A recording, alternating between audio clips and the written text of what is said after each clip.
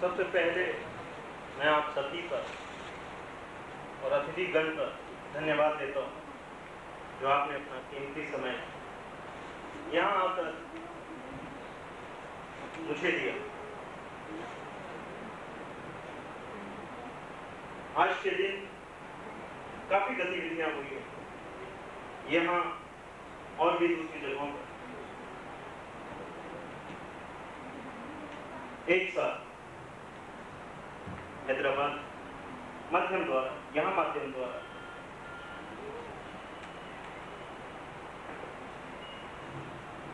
विशाखापट्टनम माध्यम द्वारा और स्वयं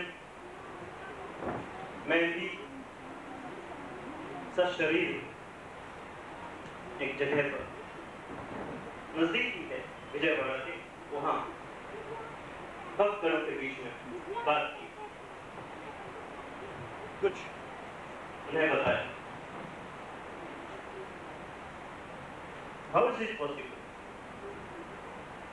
Is it possible? देख रहे हैं इसलिए मान लिया। क्या मन गवाही देता है कि ऐसा संभव है?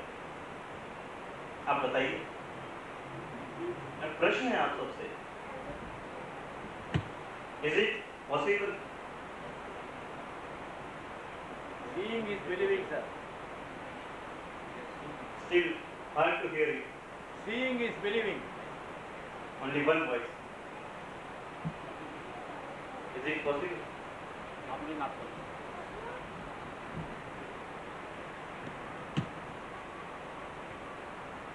देखने के बाद जैसा आपने कहा कि पॉसिबल है, देखने से प्रमाण मिल जाता है, आंखों देखी चीज है, मस्तिष्क कह देता है कि हो रहा है।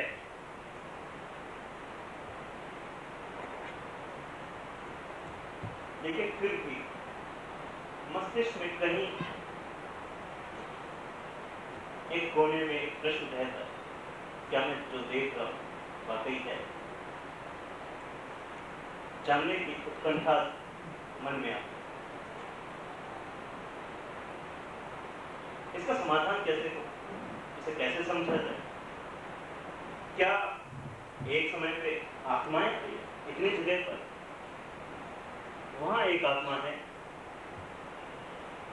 और जगह आत्माएं भेजी, क्या ऐसा कुछ हो रहा है? मतलब एक शरीर में इतनी आत्माएं, एक ही आइडेंटिटी दी है, ये तो और खिचड़ी जैसा हो गया। एक शरीर और कई आत्माएं, अनबिलीवेबल। शास्त्र नहीं कहते कि कई आत्माएं होती हैं, एक ही शरीर, एक ही जीवित व्यक्ति में। फिर कैसे हो रहा है? फिर कैसे हो रहा है? क्योंकि जो हो रहा है वो देख रहे हैं। प्रश्न आता है मन में, क्या एक शरीर में इतनी आत्मा, एक एक आत्मा भेज? शास्त्र बताते हैं कि एक ही आत्मा होती है। मैं नहीं कह रहा हूं, शास्त्र कह रहे हैं कि एक शरीर एक आत्मा, आत्मा अमर। फिर क्या होता है? अगर आत्मा एक ही होती है तो फिर क्या होता है? कैसे संभव है?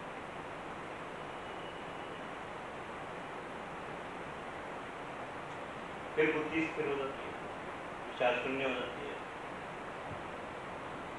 कुछ सोचने के लिए, कंटेम्पलेशन की।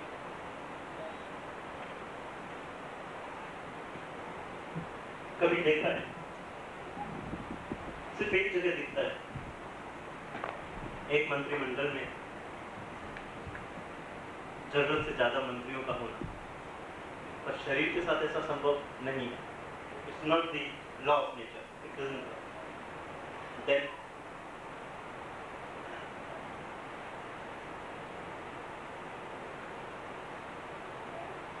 मौन, सोचिए, अगर आत्मा मान लिया जाए कि सब में है, हर व्यक्ति के साथ, जन के साथ है, तो क्या कांस्टेंट नंबर है? एक निश्चित संख्या है जिसे भगवान ने भेज दिया धरती पर सभी जीवों में। अगर ऐसा मान लिया जाए तो हम पाते हैं कि एक निश्चित पॉपुलेशन होनी चाहिए, उससे ज्यादा नहीं, क्योंकि हर चीज निश्चित है। आत्माएं निश्चित है कि इतनी आत्माएं आएंगी, उससे ज्यादा का स्टॉक नहीं है, अन्यथा इन्वेंटरी सिस्टम बिगड़ जाएगा। लेकिन क्या जरूरत आ पड़ी भगवान को कि निश्चित आत्माएं ही भेजे? पृथ्वी पर देख रहे हैं कि अब जनसंख्या जितनी बड़ी है मनुष्यों की, पहले से कई गुना, तो क्या प्रोडक्शन शुरू हो गया भगवान के पास? लार्ज स्केल पर मास प्रोडक्शन, इतनी आत्माएं बनाओ, भेजो धरती पर। क्या यही काम है भगवान को? Produce more and more number of आत्माएं? हो सकता है खाली बैठो, कुछ काम नहीं रहा, लेकिन फिर संदेह भगवान पर है। भगवान पर संदेह, हाँ भगवान पर संदेह, कुछ और काम नहीं था।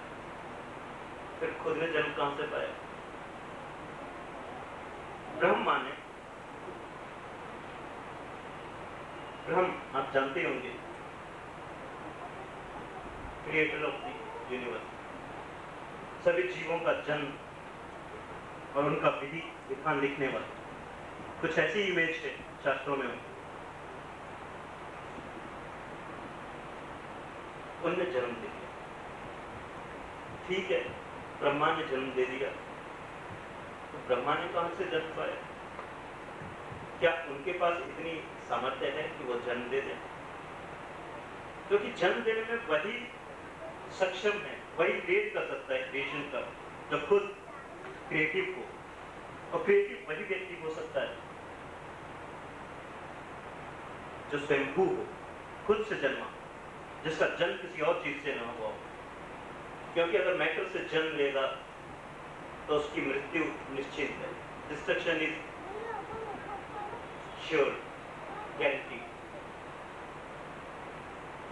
तब शास्त्रों में तो लिखा है कि ब्रह्मा की उम्र होती है, मतलब वो स्वयं में इस थ्योरी से सिद्ध नहीं होती कि वो जन्म देते, something beyond is there, out of the control of Brahma.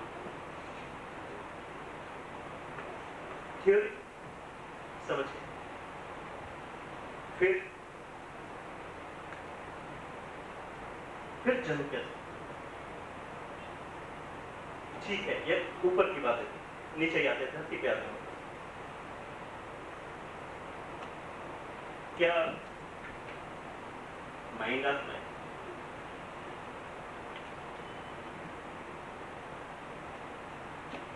इस माइंड इज सो, पर कहते कि आत्मा तो मरती नहीं है, अजर अमर है, किसी चीज से उसका ऊपर किसी चीज का प्रभाव नहीं होता है। उबलते पानी में डालिए, तेल में डालिए, कुछ भी करिए, उस पर किसी चीज का असर नहीं होगा। फिर माइंड में उसका या ह्यूमन बॉडी में उसका एग्जिस्टेंस किस जगह है? क्या माइंड है, बॉडी में?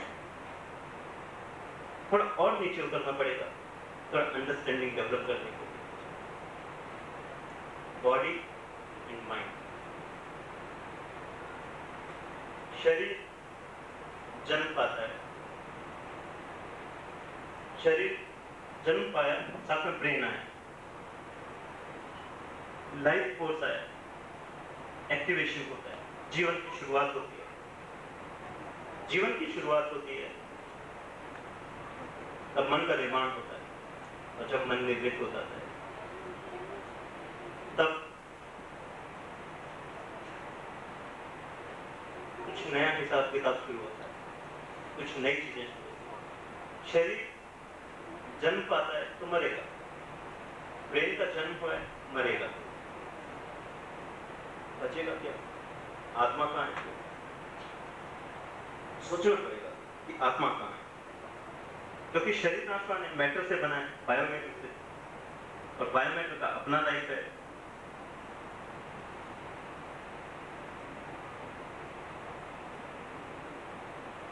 शरीर जन्म के साथ कुछ रिक्वायरमेंट्स लेकर आता है, माइंड उन रिक्वायरमेंट्स को आइडेंटिफाई करता है और इंस्टिंक्टिव रूप से ऑर्डर्स देता है बॉडी को for giving nourishment to the body, to fulfill the requirements, basic requirements of the body. ऐसे माइंड को हम इंस्टिंक्टिव माइंड या बेसिक माइंड बोले। ठीक है, बेसिक माइंड हुआ। क्या याददाश्त आत्मा है? नहीं, ये भी नहीं लगता है, क्योंकि याददाश्त भी चली जाती है।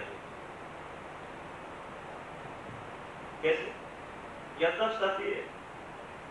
आप चीजें याद रखते हैं, इंटरफेस होता है, मन निर्मित हुआ, मन निर्मित होने से ब्रेन में मेमोरी लोकेशंस बन जाते हैं, मेमोरी स्टोर होना शुरू होती है, भिन्न भिन्न जगह पे स्टोरेज रहता है, मेमोरी एलोकेट हो सकती है। आप जितनी बार चाहें रिकॉल कर सकते हैं, मतलब मेमोरी इज नॉट सोल।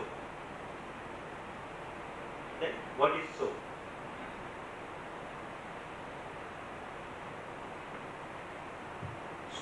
सोचो, थोड़ा और सोचो, सोल क्या?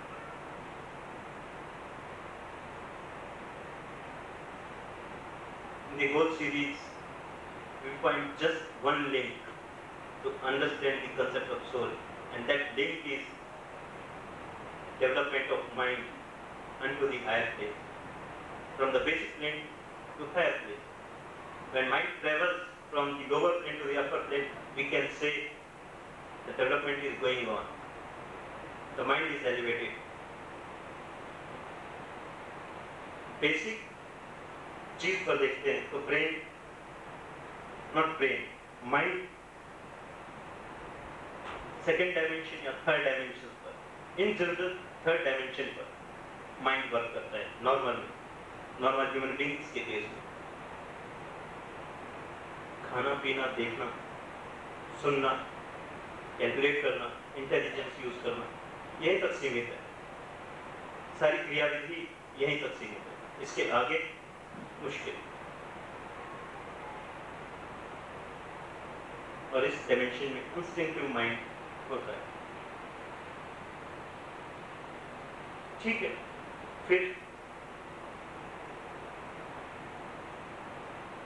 रिजल्टेटिव माइंड हो गया कि मेमोरी रिफ्लेक्ट कर देता है, जो सीखा रिटेन कर रहा है।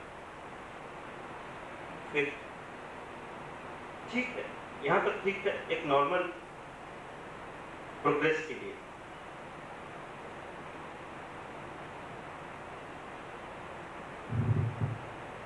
माइंड पर ट्रेनिंग, माइंड को समझने की कोशिश, एनालाइज करने की कोशिश, कुछ खोजने की इच्छा जगी मन में। जब मन में कुछ खोजने की इच्छा आई तो कुछ मार्ग मन को मिलते हैं। जब मन को कुछ मार्ग मिलता है और उस मार्ग पर चलने की चेष्टा करता है तो कुछ नई चीजें प्राप्त होती है। वो नई चीजें माइंड को ले जाती है, किस चीज को ले जाती है?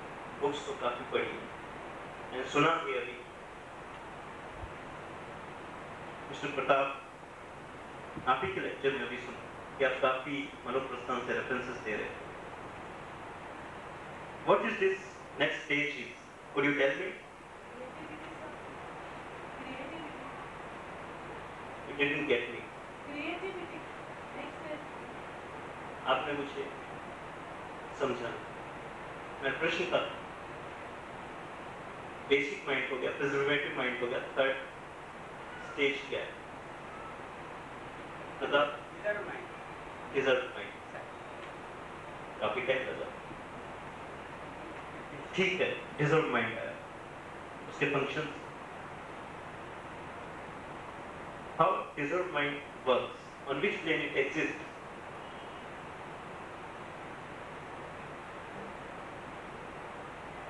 सोचते हैं, विचार करते हैं रिजर्व माइंड।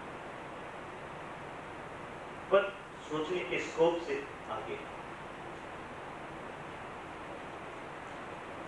आपने कुछ तैयारियां करी, बेसिक प्रिपरेटरी कोर्स किया आपने, एग्जाम दी, एग्जाम आपने क्लियर कर दी, पास हो गए आप एग्जाम से। Now you are the deserved candidate for appearing in the academic session. ऐसा ही प्रोसेस होता है प्रोफेशनल कोर्सेज के लिए, राइट? और यही डिजर्व्ड माइंड की एलिजिबिलिटी आने के बाद आप स्पिरिचुअल माइंड में या उस स्टेज में प्रवेश पाते हैं। डिजर्व्ड माइंड मेडिटेशन करता है, receives energy and accelerates towards the spirituality, starts gaining energy. एक प्लेटफॉर्म क्रिएट हो जाता है wherein you can get the intuition. Prior to this, intuition मिलना मुश्किल है। इससे नीचे के प्लेन्स में इंट्यूशन मिलता है तो क्या कहें, इस इंट्यूशन से फायदा क्या होता है, ये आता क्यों है, कैसे आता है? Not many questions arise in mind. आखिर कैसे? कुछ लॉजिक है इंट्यूशन का,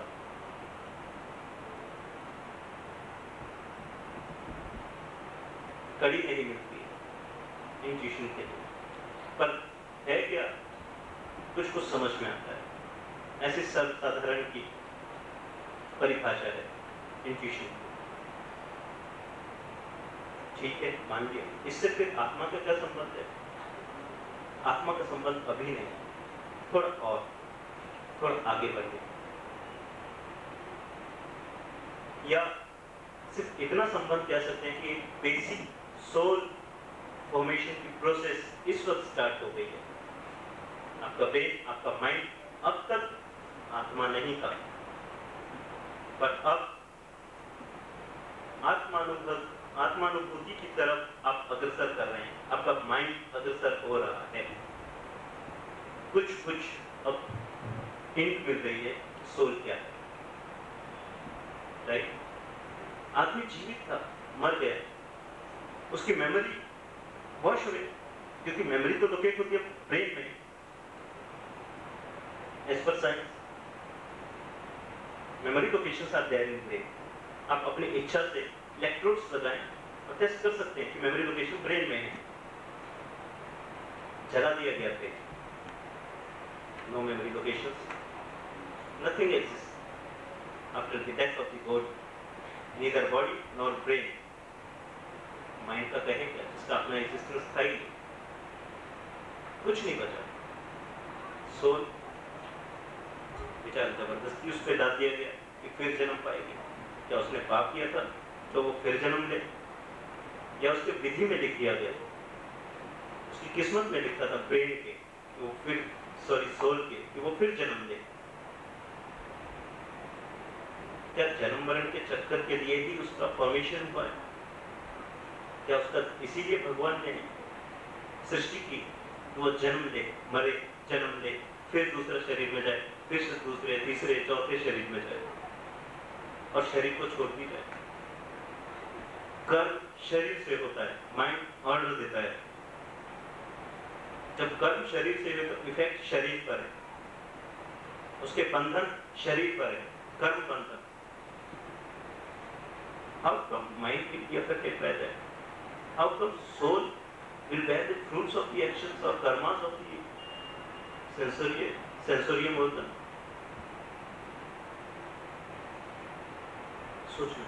सोचना पड़ेगा कैसे। ठीक है, तो सोल फॉर्मेशन की स्टेज में पहुंचना, थोड़ा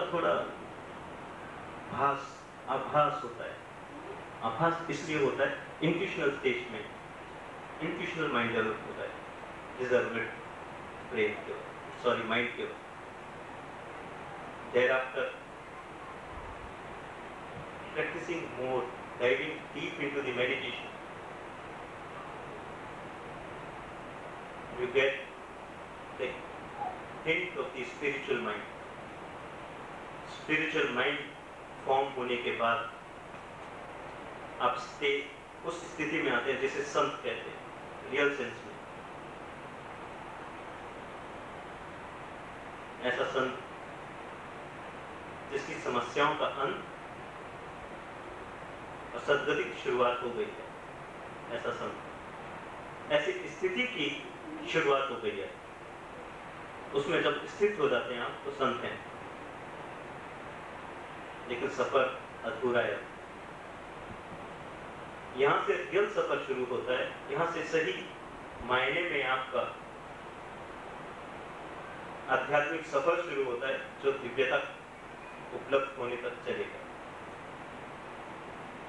जिस दिन आप दिव्यता को उपलब्ध हो जाते हैं, आपका मन मस्तिष्क दिव्य हो गया, then no more you will be a simple fellow. Extraordinarily, you will be a simple human being who is practicing humanity, who is serving the society. बिना माइक आप सभी सुन पा रहे हैं? मुश्किल है। अभी ठीक है। कुछ आत्मा के बारे में कुछ विचार आए, कुछ समझ में आया, कुछ डाउट्स, या फिर वापस दूसरा डिस्कशन पे पहुंचे जो मैंने छोड़ दिया था।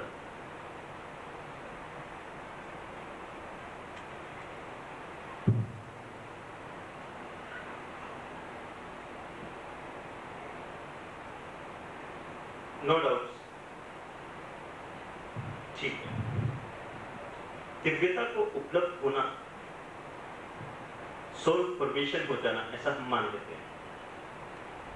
ठीक है, यू कैन से सोल और the divine mind doesn't create a much of difference. कोई बहुत अंतर नहीं होता है, एक ही बात है। कुछ अब क्लियर करो, कुछ समझ में आया कि आत्मा क्या है, जन्म के साथ क्यों नहीं मिलती, कुछ आता है, पहले से होती है, अब नहीं लग रहा है।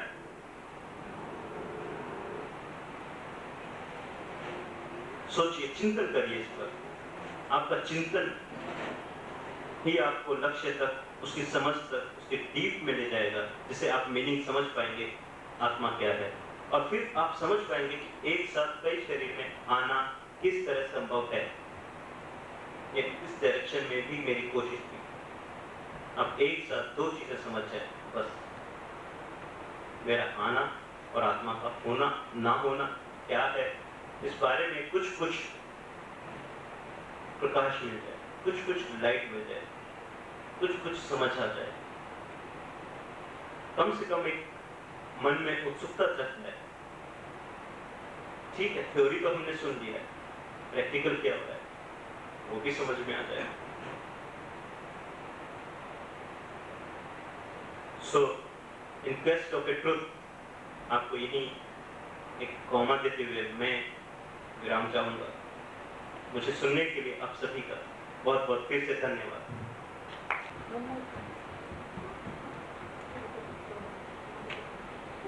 Om Sri Gurave Namaha. I just wanted to ask a few questions because although I listened this lecture, it was beyond my understanding. I am studying a lot of things about Adhyatma and things. I just wanted to know that if the Guruji can transform his energy into one person, why can't he transform his energy into all human beings on this earth? Does this mean that his energy which Guruji has got limited power? Does that mean that it cannot be utilized for all other people? Does that mean that it should be utilized only for few people who can understand about or who can reach up to the deserving mind and then they go further?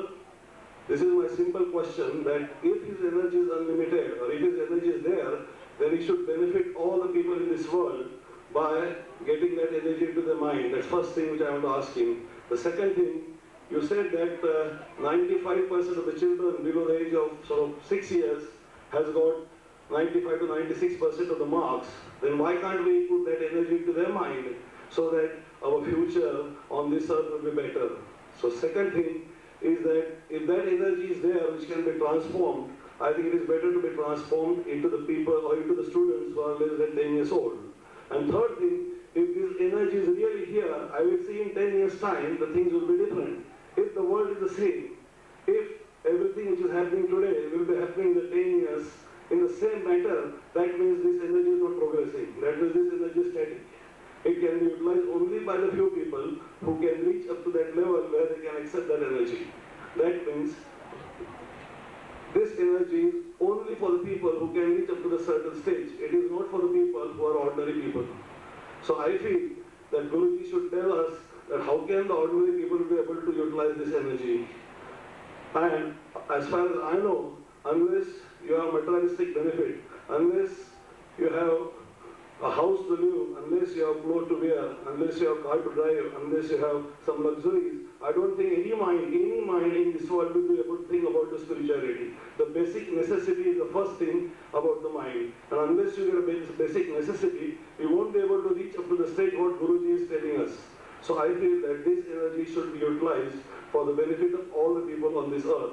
So I request Guruji if he can answer my question, whether this energy can be transformed into 600 और 600 कोटि लोग जो दुनिया में हैं, उनके brain में energy जा सकती है क्या?